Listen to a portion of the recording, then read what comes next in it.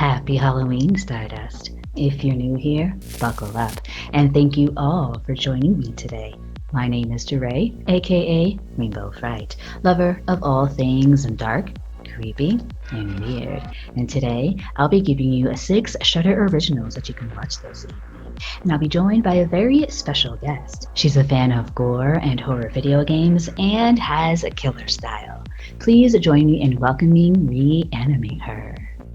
ReAnimateHer, welcome. Thank you so much for joining me for this discussion today. Thank you very much for having me. I'm excited. Yes. So I actually came to you asking you if you liked Shudder movies, and you said, hell yeah. So I said, all right, well, let's go ahead then and talk about some of our favorite ones. We'll go ahead and start with you. What is your first movie on the list? My first movie is Oddity. I was unsure about this film, but I watched it and loved it. It has a good creep factor. At the beginning of it, if you're not paying attention, it could be a little confusing because it skips from the house, like the castle that they live in, into the psychiatric ward or the hospital that some people are in. And her sister is a psychic, and they haven't really seen each other. And then obviously, as the synopsis says, the sister gets murdered, and the other sister has to figure it out, and she keeps getting these signals.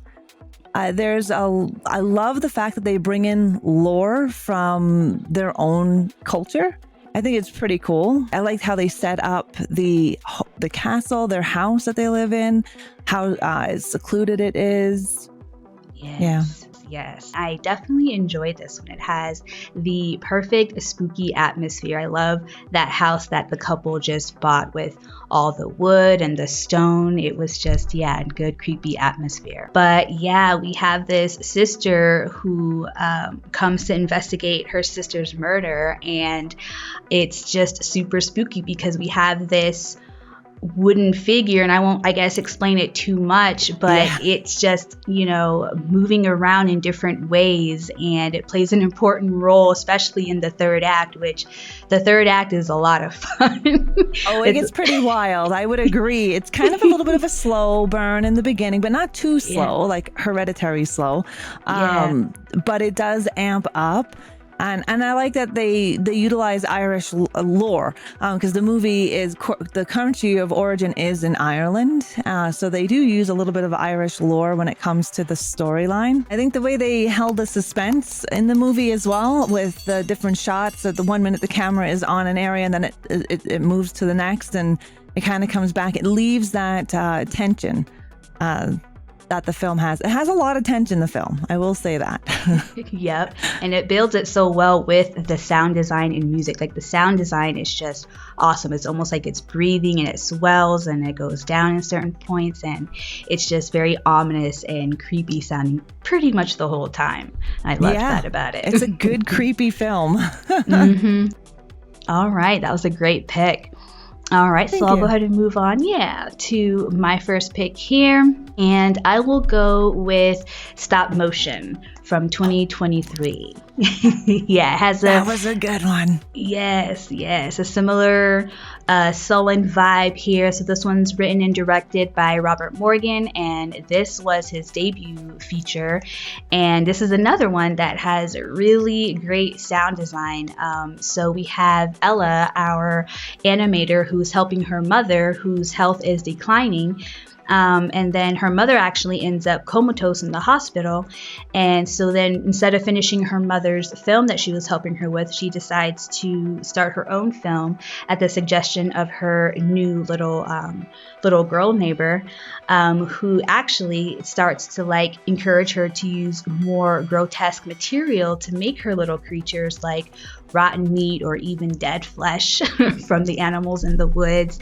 And so she's creating this new horror film, basically, and we just kind of see these parallels between what she's creating and her real life, and it's just this descent into madness, and you just can't help but feel for her. And while this movie is very predictable, and I figured things out way before they happened, I was completely okay with it because I just wanted to see the effects. I just wanted to hear the nasty shit, and I just wanted to see her do the horrible things that she did. And it was just so beautiful, so beautifully done. I would agree. And the body horror in it was great, where she's, I don't want to go into it, I don't want to spoil it, but the body horror in this film is pretty good. And it is a slow burn in the beginning as well. It doesn't lead up to action right away, but when the action hits, oh yes, it hits and it's good.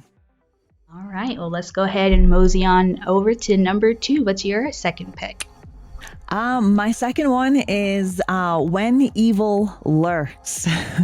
I fell in love with this movie when I seen it, even though when I watched it, there was subtitles because it is a Spanish-made film. The director is Damien Rugna. Very good movie. It starts off in this small town, and it's a remote village, and two brothers find a demon-infected man, and it looks like it's really gross, the body that they find. It's still alive. So they decided that they had to remove the body from the village. However, they removed it, but they didn't do that good of a job removing the evil from the village. And well, all chaos ensues. Yes. The visuals are great. The movie is dark. It's eerie. There's some things that the director took a risk with and I think paid off. Not many directors take that risk with children. Oh, yeah. And this one did over and over and over.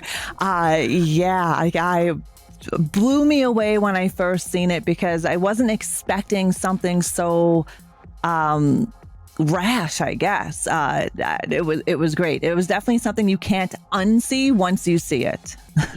Yes, it was like this demon that possesses different people, so the movie kind of almost felt like a virus or outbreak movie at the same time, because you see this thing just affecting different people and them reacting to it. And like you said, the visuals and the special effects were just perfectly ooey and gooey. Yes, the special effects were amazing. Yes.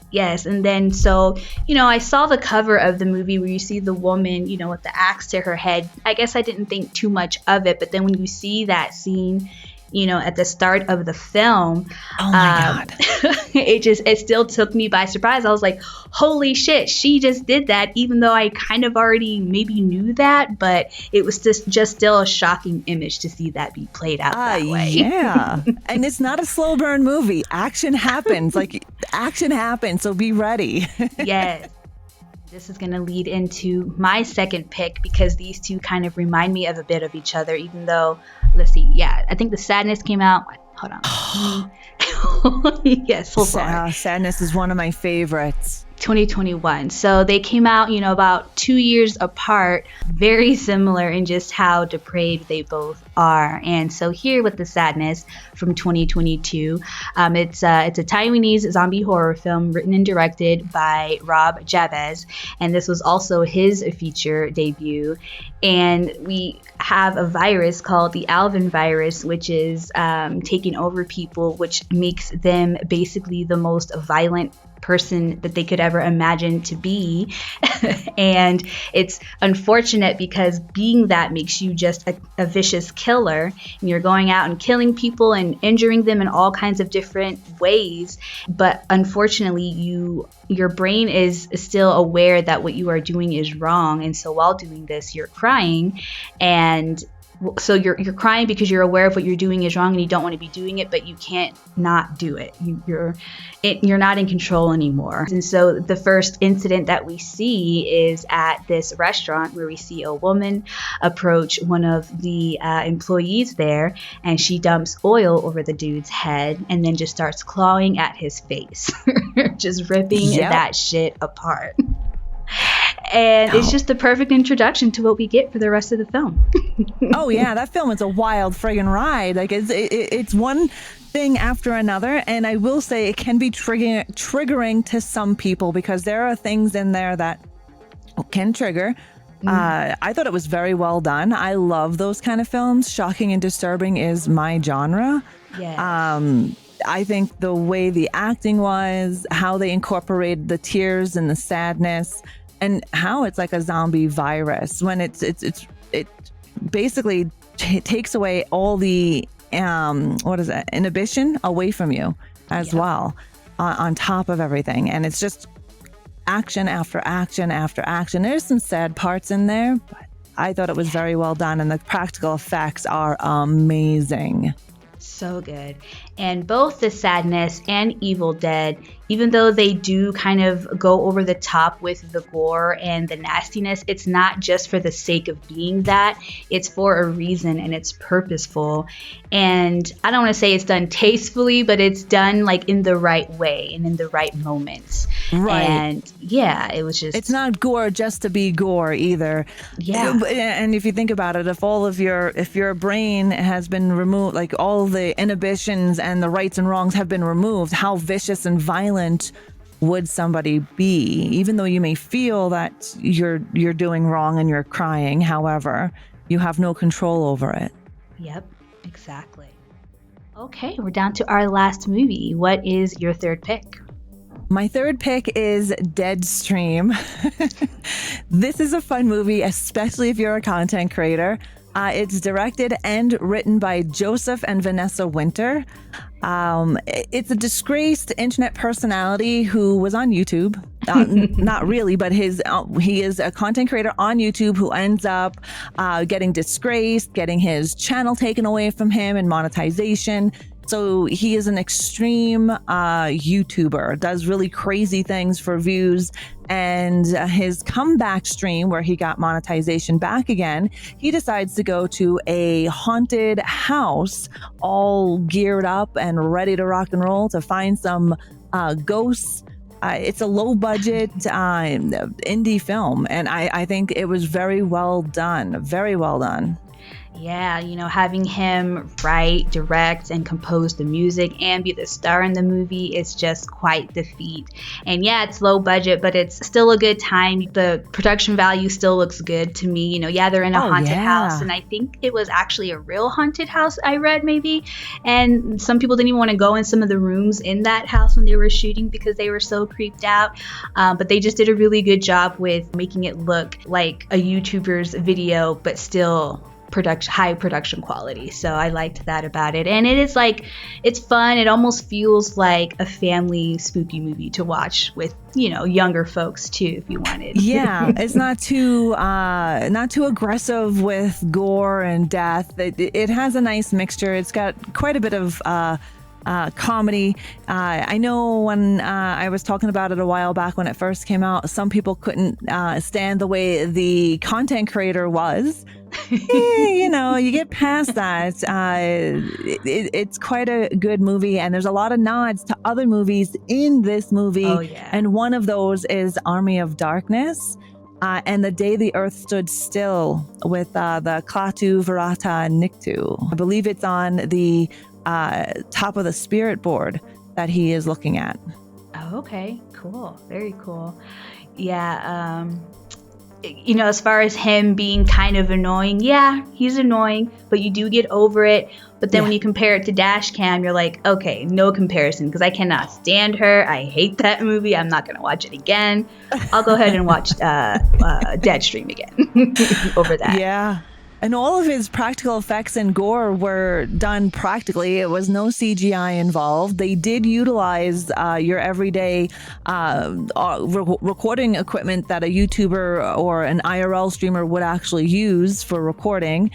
And yeah, he shot it in I want to say most of it was about 7 days from the last time I read when I looked into the movie. Might have not been my favorite, but of that year, but it was definitely a fun one. Oh yeah, I liked it because it was fun, and the fact that it done on low budget with very little, just him and a couple of other people all together. I thought that was really well done. Yeah, that's an amazing feat. Well, to go along with that one, my next pick is Sissy from 2022.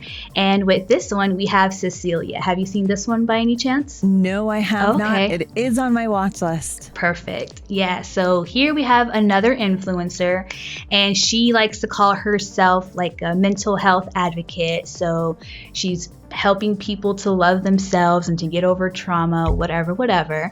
And she's pretty successful. She's got her fans, she's got her money, she's good to go. And then one day she runs into one of her old friends from when she was a little girl. And she's getting married, her friend that she ran into, and she invites her out to come hang out for the bachelorette party. And, you know, with friends who she hasn't seen in a very long time. With this whole setup, you know, we've got sparkles here, we got hearts here, we got bright colors and things, but the lighting is still just very low lighting. The music is very ominous and dark still. So even though we see these pretty people and these pretty things, you know, it's still just dark and ominous where you know something terrible is going to happen. Yes, we're watching a movie on Shudder, so we already know that it's going to be a scary movie, but we know Sissy/Cecilia is going to do something terrible, because we do get a flashback within the first 20 minutes of the movie of Sissy covered in blood when she was a little girl. So we're like, uh-oh, what did she do when she was young? And so that's probably why her and these girlfriends haven't hung out in a while, and something is going to pop off. You know, she just is on the verge of something. What the hell is that something? Interesting. Yeah, I need to see it. Yes, so this one is an indie Australian psychological horror, and it was written by Hannah Barlow and Kane Sins, and then Hannah Barlow is actually one of the stars in the film. She plays Emma, and all of the acting in this movie is great. In all the films that we've talked about, all of the acting has been great, but I really like this one because it's got just like that. You've got just a bunch of friends hanging out, and you've got the different dynamics, and they've got their individual moments, and I just love seeing their different moments, if you will. Yeah. And yeah, it's a fun one too. Yeah, it sounds like it would be a good one. Well, there you have it, Stardust, 6 Shudder Originals that you can watch this evening on Halloween. And real quick, before we wrap up this video, ReAnimateHer, let our fellow Stardust know what you're doing over on your channel. I know you like to do some video gaming, some horror video gaming. You've also got your coffee chat of horrors. So please let us know what you got going on over there. Yeah, thank you. This is Fusa, by the way, if you're wondering what. This is my cat. She loves her 15 minutes of fame. Yeah, I do. I love deep diving into horror movies and finding out how the movies were made, if there's any true events to them. So I do coffee chat of horrors, and I do like my video games. So I play a lot of horror-related indie titles. They're fun. They give you... Horror movies don't really scare me, but indie horror games scare the crap out of me. Jump scares, I scream, like it's a good time. Yeah. So I like playing a little bit of both. I like doing the deep dives and talking horror, and then also playing horror. Very nice. Yes, awesome. Well, Stardust, I'll leave all of her links down in the description, and if you like what you see, please give her a subscribe and follow. And until next time, Stardust, peace.